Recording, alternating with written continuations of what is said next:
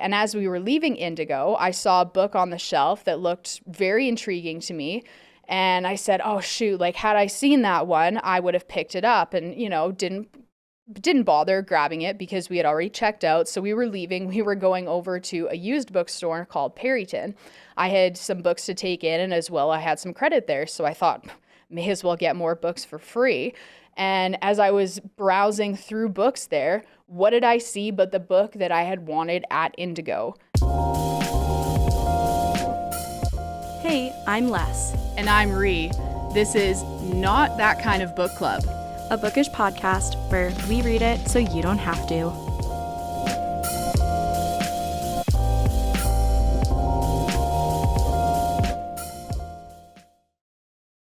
What's up, book friends? It is just me, just Ree here this morning on Not That Kind of Book Club, a bookish podcast where we read it so you don't have to. I guess you're listening to this at any point in the day, so saying good morning could be redundant. It might be afternoon, it might be evening. I'm the kind of person, though, it doesn't matter what time it is. I want to tell people good morning because it just sounds so much better coming out and makes you feel a little warm and fuzzy. And mornings are for coffee, so I also like that as well. Of course, you are seeing there's no Les today, but all is good. We are just having a little... she's just not here. It's just going to be me for today, so no big deal. And today we are talking all about different types of bookstores. Let's get right into it. I don't have anyone to banter with because, of course, producer LB is sitting there and doesn't have a microphone and doesn't necessarily want to be on the show, which is totally fine. I am not offended at all. Oh, there we go. He can get a microphone and he can talk back to me and give me some banter. But yeah, we're talking all about bookstores today. As it is in the title, it is something old, something new, something borrowed, something used. So we're going to go through all these different lovely categories, talking about different places you can get all of your books because there are so many. Of course, you have your classic something new bookstores. We have Indigo, Chapters, that kind of stuff in Canada and the States. Barnes & Noble is huge. Love a good Barnes & Noble. We have McNally Robinson, all kinds of little bookstores, like indie ones, of course, where you can go and get all of your new books, and they are fantastic. We love getting ourselves a new book, but not everybody has the budget to be going out and getting brand new books all the time. I myself have I stopped counting the other day once I got to 200, but I will sit down and count through my entire book library to see how many I have. But not everybody has the budget to be affording brand new books all the time. So these are some really fantastic, great options of how you can expand your library, expand your worldview on what you think books are by being able to go out to different types of places and getting some books, because our podcast is all about books and we just want to get more books into readers' hands. So LB, where is the last place that you bought a book? Westgate. Westgate. Okay, how long ago was that? Week or two. So you did it since the renovation they had? Yes. Okay, so Westgate is a used bookstore we have here in the city, and we're going to start with something old first, and we'll cover that. We'll come back to used and Westgate books because there's some really cool stories about what you can do at used bookstores. But when we're talking about old, the things that make me think of older books are garage sales, secondhand stores, Facebook Marketplace, Value Village. That is a big one. All those like used bookstores, all those old type, not old necessarily stores that you can go to, but thrift stores like that are fantastic places to get books. Everybody knows the whole Value Village deal where you buy 4 books. I don't think they cost more than $6 each. You get your 5th one free. But fun fact, if you also make a donation of household goods to Value Village, they give you a coupon for 20% off. So you stack that on top of the buy 4 books, get the 5th one free. You are walking out with a great deal of books. And they update their selection usually, from what I've seen, about once a week or so. So it's a great place to go. It's a great place to browse. You're going to have to put in time and put in a shift there. It's not like brand new bookstore where you walk in, they have tables, they have it all sorted nicely for you. You need to be putting time in to go through, look at all these different titles that they have. And sometimes people will read a book once, or they don't even read the book and they just donate it, which is absolutely crazy. But that's what makes it so fun to go on almost like a treasure hunt to like Value Village and different thrift stores when you're going to look for books. Same thing with garage sales. You never know what is going to be at a garage sale when you are looking for a book. It's a treasure hunt. That's the best way to put something old into an entire category, is thinking about it as going on a treasure hunt for books. And I personally love doing that. You definitely have to be in the mood to want to do it, but it is a great, great thing to be able to do. So something new, obviously we have all our big box stores, which I covered, and I mean, those all speak for themselves. LB, when's the last time you went to a new bookstore? I mean, I was at McNally a couple days ago. Ooh. But I haven't actually bought a new book in quite a while. Really? Why? Money. Okay, just like I was saying, it's like money. It's more expensive to buy new. It is. And isn't it just a little bit more fun to go to some of those thrift stores, go to some of those old bookstores, find them, and just really dig, and you never know what you're going to get or what you're going to find when you go. Exactly, yeah.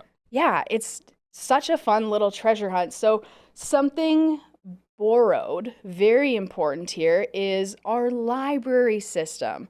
Something borrowed, you can do not only books at most libraries, they have audiobooks, they have games, they have like tabletop role-playing games. The local library here in Saskatoon actually does a book club of the month where they give you a stack of books of whichever one you want to read, and they set your book club up with all of these books. You can go on waiting lists to get different books. I'm not sure about other cities, other provinces, other states, but our library here in Saskatoon does something incredibly special where they don't actually charge you late fees anymore. So all they do is after you've gone through your period of having the book is they will charge you the full cost of that book and put it on your account until they decide that, well, nothing. You just have to pay the amount or bring the book back. So if you do bring the book back overdue, they just waive those charges. But there are no late fees anymore at the library, which I know is the reason a lot of people wouldn't go to libraries for a very long time, is because their late fees started adding up. They didn't want to risk getting late fees. You know, you can't always guarantee that you're going to get your books back in time.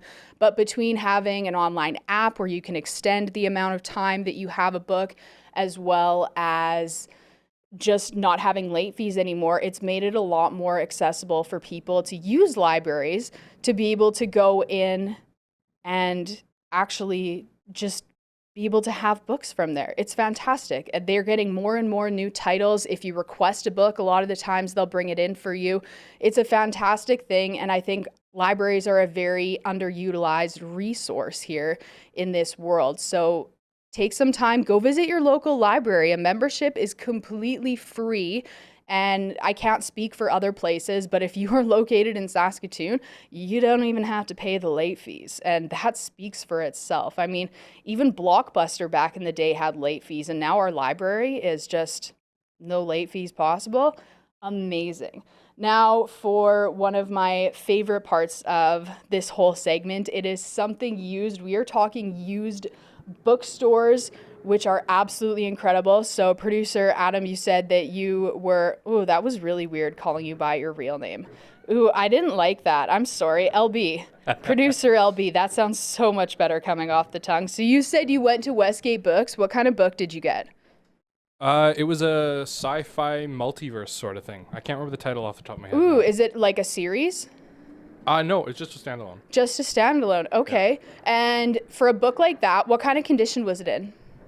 Good. I mean, you know, there's a little bit of, like, not cracking, but, like, you know, the spines are sometimes, obviously it's been read, you know, but other than that, it's good condition. And do you mind having a little bit of crack in your spine? I don't feel as bad cracking the spine in when I do it. It's already been worn in. When you get a new book and then you open it for the first time, there's, like, all that crackling, it hurts. Okay, fair enough. That's awesome. And okay, so for a book in decent condition, like, is it a fairly new title? I don't even know. Okay, what did you pay? What did you pay for your book at Westgate? I want to say it was like $10 maybe. Ooh, that's pretty solid for It's a like, book. I mean, that's half of what you'd pay at a new bookstore. Oh at my least. gosh, or even a third. Like, Yeah. books are expensive these days. So, great example, Westgate Books is a local used bookstore. Most cities are going to have places like this. We also have Perryton. But what a lot of these bookstores do is they operate on a credit system. So you can take books in, they'll go through, decide which books they like, which books that they don't like. And from there, they will then give you a certain amount of credit for them, which you can use to apply to books in the store. And all of a sudden, you take books in, you get to take some new books home, and you didn't even have to spend $1. It's the coolest thing. Some of them as well will give you the ability to have a membership. I know Perryton does it where you pay X number of dollars per year and then you get, for example, 10% off whenever you're going there. So it makes buying used books even more reasonable.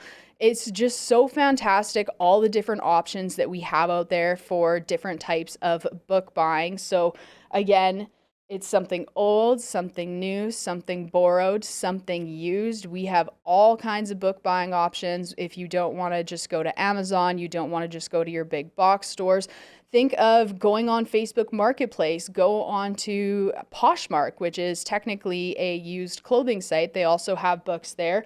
You can go to garage sales, go hit up your local library and Google and see local bookstores in your area. It's such a fun thing to go and be on these little treasure hunts because you honestly never know what you're going to find. I remember this past winter, very fortunately, my partner gave me a big birthday present of spending a bunch of money at Indigo. So I picked out a bunch of books.